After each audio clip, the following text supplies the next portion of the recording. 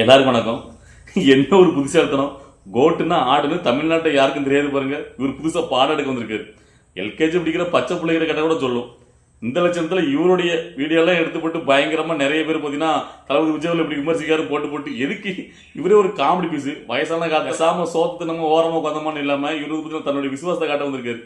சரி, இவருமே இதுக்கு முன்னாடி என்ன பேசணும்னு கேட்டீங்கன்னா, நாங்க பெரிய ஆலமரம், எங்களுக்கு எதிர்க்க வந்து 21வது பிளேடு, யாருக்கையும் வந்து பிளேடு துருப்பிடிச்சு கிடக்கு அப்படின்னு பேசினவர் இன்னைக்கு இந்த ஆடும் அந்த ஆடு சேர்ந்துக்கிட்டு எங்களை எதிர்க்க வருது, நாங்க வந்து சல்லிஸ்லயே நொறிக்கிறோம் இவரை அப்படின்னு. அப்ப எப்படி மாறி பேசும் பாருங்க. அப்ப எந்த அளவுக்கு பயத்தை கட்டிருக்காரு தளபதி விஜய். இதுல தளபதி விஜயோட கெத்தை தான் நீங்க பாக்கணும். சோ இன்னைக்கு நம்ம யாரை பத்தி பேசலாம், எதை பத்தி பேச போறோம் கேட்டீங்கன்னா, வயசான ஒரு கொத்தடிமை பயங்கரமான விசுவாசி லியோனி இருக்காருல்ல, காமெடி பீஸ் லியோனி அவர்களை பத்தி தான் பேச போறேன். ஏன்னா இவரு தான் தொடர்ந்து இப்ப தளபதி விஜய் எங்க பார்த்தாலும் மேடையில் விமர்சிட்டு இருக்காரு. அவரை பத்தியும், அதுக்கப்புறம் ஈரோடு தொகுதியில இப்போ இடைத்தேர்தல் வரப்போகுது. ஈவி கேஸ் இளங்கோன்னு மறைவுக்கு முன்னாடி அங்க இடைத்தேர்தல் வரப்போகுது இந்த 6 மாத காலத்துல. அதுல தமிழை வச்சுக்கிறது நிலைப்பாடு என்ன, பங்கேற்குமா இல்லைன்னா பங்கேற்காதா, வேற யாருக்கு சப்போர்ட் பண்ணுவாங்களா அப்படிங்கிற பத்தி உங்களுடைய கருத்து என்ன அப்படின்ட்டு நம்முடைய நண்பர் ஒருத்தர் கேட்டுக்காரு. அதுக்கும் பதிலளிக்க தான் இந்த வீடியோ பதிவு. ஸோ ஸ்கிப் பண்ணாம பாருங்க. அதாவது பொதுவாக இப்போ நாம வந்து பயங்கர ஸ்ட்ராங்கா இருக்கும் அப்படின்னு புதுசாக வர யாரையும் பார்த்து நம்ம பயப்படலாம் அப்படின்னா நாம அவங்களை கண்டுக்க மாட்டோம்ல. ஆனா இவங்க பெரிய ஆலமரம் சொல்லிக்கிட்டு எங்களுக்கு எதுக்கு வந்து பிளேடு அப்படின்னு சொல்லி ஏளனமா பேசினாங்க முதல்ல. இப்போ வந்து பாத்தீங்கன்னா 200 கூட்டணி தொகுதியிலும் இருக்கிற இருமாப்படம் இருக்க நாங்க மைனஸ் ஆகும்னு சொல்றாரு. அவரை திமுக சல்லிசிலியா நொறுக்கும் அப்படின்னா தொடர்ந்து நீங்க அப்ப யாரை வந்து எதிரியா நீங்க கருதுறீங்க? என்ன பொறுத்த வரைக்கும் திமுகவோட முக்கியமான பிரதானமான எதிரி இப்போ தேவைக்கா தான். அப்படிதான் மாறிட்டு இருக்கு. அதாவது அவங்களுக்கு ஒரே மாச்சு தமிழை வச்சுக்கலாம் தளபதி விஜய் தான் அப்படிங்கிற எண்ணம் அவங்களுக்கு தோணிட்டு. இப்போ லியோனி ஆகட்டும், மத்த யாராவது திமுக சேனல் எடுங்க, மேடையில எங்கேயாவது நீங்க அதிமுகவோ பிஜே மத்த கட்சிகளை விமர்சிச்சீங்க பாத்திருக்கீங்களா? எல்லா இடங்கள்லயும் தளபதி விஜய் விமர்சிச்சு தான் இருப்பாங்க. நல்லா பார்த்து உங்களுக்கு. ஸோ அப்போ தளபதி விஜய் என்ன மாதிரியான ஒரு பயத்தை கட்டிருக்கா உங்களுக்கு இதுலயே புரியும்.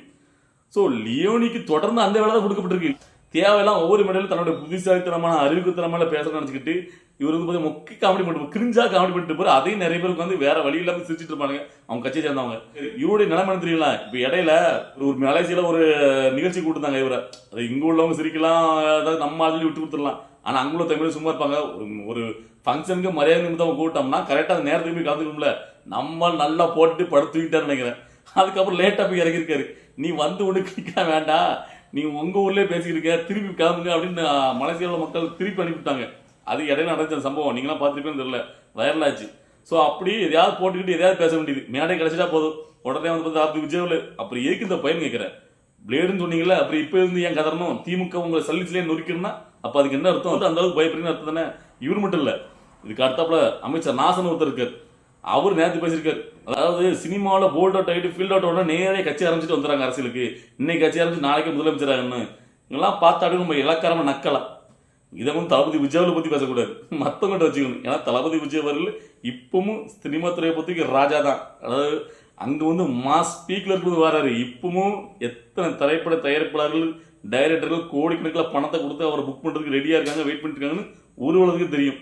சரியா, 4 படம் நடிச்சுட்டு ஃபீல்ட் அவுட்டை போல்ட் அவுட்டு வரதெல்லாம் உங்க கட்சியில தான் இருக்காங்க. அதை பார்த்துட்டு பேச ஒரு விமர்சனத்தை வைக்க முன்னாடி நம்ம முது இருக்குல்ல அதை பார்த்துட்டு அதை தொடச்சிட்டு வாங்க. ஏன்னா நீங்க தூக்கிறீர கல்லுலாம் உங்க மேல எரிப்படுற கல்லுகள், அதை தெரிஞ்சுட்டு பேசுங்க. ஸோ அதுக்கப்புறம் ஈரோடு தொகுதியில பொறுத்த வரைக்கும் தமிழை வச்சுக்கிறது நிலைப்பாடு என்னவா இருக்கும்? ஏன்னா ஈவிகே இளங்கோனுடைய மறைவுக்கு முன்னாடி அங்க காலியாக அறிவிக்கப்பட்டிருக்கு. இந்த வரும் 6 மாதத்துக்குள்ள இடைத்தேர்தல் நடத்தணும். அதை கண்டிப்பா நம்ம ஜனவரி ஊர்ல எடுத்து நடத்திடுவாங்க. ஸோ அந்த இடத்துல தமிழை வச்சு கழகம் பங்கேற்குமா பங்கேற்காதா, அதோட நிலைப்பாடு என்ன, யாருக்காவது சப்போர்ட் பண்ண வாய்ப்பு இருக்கா அப்படின்னு கேட்டீங்கன்னா, என்ன பொறுத்த வரைக்கும் தமிழை வச்சு கழகம் கண்டிப்பான முறையில் இந்த இடைத்தேர்தலில் பங்கேற்காது, போட்டியிடாது, யாருக்கும் சப்போர்ட்டும் பண்ணாது. இதுக்கு முன்னாடி எப்படி வந்து பார்த்தீங்கன்னா இருந்தாங்களோ அதே நிலைப்பாடு தான் இருக்கும். அதுக்கு என்ன காரணம் கேட்டீங்கன்னா, தளபதி விஜய் அவர்கள் இன்னுமே பார்த்தீங்கன்னா அவருடைய ஸ்ட்ராட்டஜி அவருடைய வியூ என்னங்கிறத வெளிப்படையாக அறிவிக்கல. ஏன்னா அது வந்து கண்டிப்பா 2026 சட்டமன்ற தேர்தலுக்கு முன்னாடி தான் அவருக்கு ஃபுல் பிளானுமே வெளியில காட்டுவாரு. ஏன்னா அவருடைய என்ன ஒரு ஸ்டேட்டஸ் வச்சிருக்காரு, அவர் வந்தா என்ன பண்ணுவாரு. ஏன்னா நீங்க நல்லா தெரியும், மாநாட்டிலேயே அவர் 19 வந்து பாத்தீங்கன்னா யாரு எதிரிங்கிறத அறிவிச்சிருப்பாரு, நான் ஏன் வரப்போறேன், ஆனா இந்த மக்களுக்கு என்ன பண்ண போறேங்கிறத தெல்ல தெளிவான அறிவிக்கல. அதுதான் அவருடைய அடுத்த கட்ட பிளான். அதாவது பாத்தீங்கன்னா அந்த தேர்தல் 2026 சட்டமன்ற தேர்தலுக்கு முன்னாடி அவருடைய அந்த அறிவிப்பு வந்து அப்பதான் வெளியிடுவாரு. ஏன்னா இப்பவே சொல்லிட்டாங்க தெரிஞ்சுட்டு அப்படின்னா அதே காப்பி அடிச்சு இங்க உள்ள திமுக மற்ற கட்சிகள் அதே வெளியிட்டு நாங்க தான் அந்த கொல்ட்டு கூறப்போம் சொல்லிடுவாங்கல்ல. அந்த ஸ்ட்ராட்டஜி தான் மெயினானது. அதை இன்னும் சொல்லவே இல்லை. அதை இந்த ஒரே ஒரு இடைத்தேர்தலுக்காக அவர் வெளியில சொல்ல மாட்டேன்னா அப்படி அவருடைய ஸ்ட்ராட்டஜி என்னன்னு சொன்னாதான் ஜெயிக்க முடியும். ஸோ அப்படி சொல்லாமல் இந்த இடைத்தேர்தலில் தமிழை வச்சுக்கலாம் பங்கேற்று அப்படின்னா சப்போஸ் அதை தோல்வி இருந்தால் ஏதோ நெகட்டிவாக தான் நடந்து வச்சுக்கலாம், அது வந்து பெரிய மைனஸாக போயிடும் வர 2020 சட்டம் தேர்தலுக்கு. என்னப்பா அப்போ அவ்வளோதான் போல, மக்கள் பெருசாக பின்னாடி இல்லை போல, நம்மளை போல அப்படிங்கிற மாதிரி இந்த எதிரிகள் கூட்டம் திருச்சி வெளியிட்டுருவாங்க. ஸோ அப்போ ஒரு புத்திசாலித்தனமாக இருக்கும்னா இந்த ஒரு இடைத்தேர்தல் அவங்களுக்கு வந்து முக்கியமே கிடையாது. அது மட்டும் இல்லாமல் இடைத்தேர்தலில் எப்பவுமே பார்த்தீங்கன்னா ஆளுங்கட்சி தான் பயங்கரமாக உங்களுக்கு தெரியும் எப்படி இப்படிலாம் பண்ணி என்னென்ன திட்டம் காட்டுவாங்கன்னு. ஸோ அதனால இடைத்தேர்தல் அவருடைய குறிக்கோள் கிடையாது. ஏன்னா நம்மளுக்கு வந்து பார்த்தீங்கன்னா மெயினே சிஎம் ஆகணும் அப்படிங்கிறதா, அதாவது தளபதி விஜய் பார்த்தீங்கன்னா அந்த முதலமைச்சர் நாட்களை நோக்கி தான் அவருடைய எண்ணங்கள் ஆட்சியை பிடிக்கணுங்கிறது தான். ஸோ அப்படிங்கிறது முழுக்க முழுக்க ஃபுல் ஸ்ட்ராட்டஜியும் பார்த்தீங்கன்னா ஒரு இப்போ டெஸ்ட் வச்சு பார்க்கலாம் நம்மளுக்கு எவ்வளோ மக்கள் சப்போர்ட் பண்ணுறாங்க, எவ்வளோ நம்மளுக்கு பின்னாடி இருக்காங்க ஆதரவு இருக்காங்க அப்படிங்கிற ஒரு சின்ன ஒரு டெஸ்டிங்லாம் இப்போ வச்சு பார்க்க மாட்டாரு. ஏன்னா அப்படி வச்சாங்க அப்படின்னா அதில் வந்து பார்த்தீங்கன்னா லைட்டாக நெகட்டிவ் ஏதாவது சேர்க்கானா கூட அது வந்து அங்கே வர்ற இந்த 2026 பெரிய ஒரு எதிர்பார்ப்பு அந்த தேர்தலுக்கு வந்து பார்த்தீங்கன்னா மைனஸ் ஆயிரும்.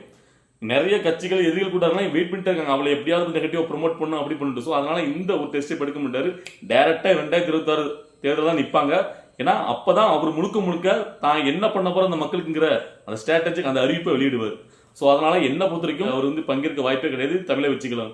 ஸோ அதுக்கப்புறம் நிறைய பேர் வந்து பார்த்தீங்கன்னா புதுசாக கிளம்பியிருக்காங்களா தளபதி விஜய் பத்தி எதுக்கு இப்போ லியோனி அவர்கள் கிளம்பியிருக்காருல, அவங்களுடைய அஜெண்டா என்னவா இருக்குன்னா தமிழை வச்சுக்கிறதையும் தளபதி விஜய் எப்படியாவது நெகட்டிவா ப்ரொமோட் பண்ண மக்களிடையே அப்படி சொல்லி கங்கணம் கட்டிட்டு விமர்சிக்க வந்திருக்காங்க. அதனால தான் பார்த்தீங்கன்னா தொடர்ந்து இந்த ஆபாச பேச்சாளர்கள், அதுக்கப்புறம் இந்த ஆபாசமா பார்த்தீங்கன்னா அவர் மேல ஒரு அவதூறு கிளப்புறது இப்படி ஆரம்பிச்சிருக்காங்க. இதெல்லாம் வந்து பார்த்தீங்கன்னா ஒரு கையாளாகத்தனம். அதாவது இந்த மாதிரி விமர்சிக்கலாம் கூட நம்ம நேரடியாக வந்து டீல் பண்ணலாம். இது வந்து எல்லா அரசியல்களையும் எல்லா காலகட்டத்திலையும் எதிரிகளை வந்து பார்த்தீங்கன்னா விமர்சிப்பாங்க, எதிர்த்து சண்டை போடுவாங்க, அதெல்லாம் ஓகே தான். ஆனா இடையில இந்த ஆபாச பேச்சாளர் வச்சுட்டு அதுக்கப்புறம் இந்த ஆபாசமா அவதூறு பரப்பணும் அப்படி கிளம்புனீங்கல்ல, அதுதான் ரொம்ப கேவலமா இருக்கு. இப்படி டைரக்டா வாங்க, இப்படி வந்து பார்த்தீங்கன்னா நீங்கள் வந்து எதிர்க்கும் போது அது வந்து பார்த்தீங்கன்னா நல்லா தான் இருக்குது, பதவி திருப்பி கொடுக்கலாம்ல. ஸோ நல்லா தான் இருக்குது. ஸோ இதை பார்க்கும்போது உங்களுக்கு எப்படி தோணுது அப்படிங்கிறத கமெண்ட்ல பதிவு பண்ணுங்கள். பாய்.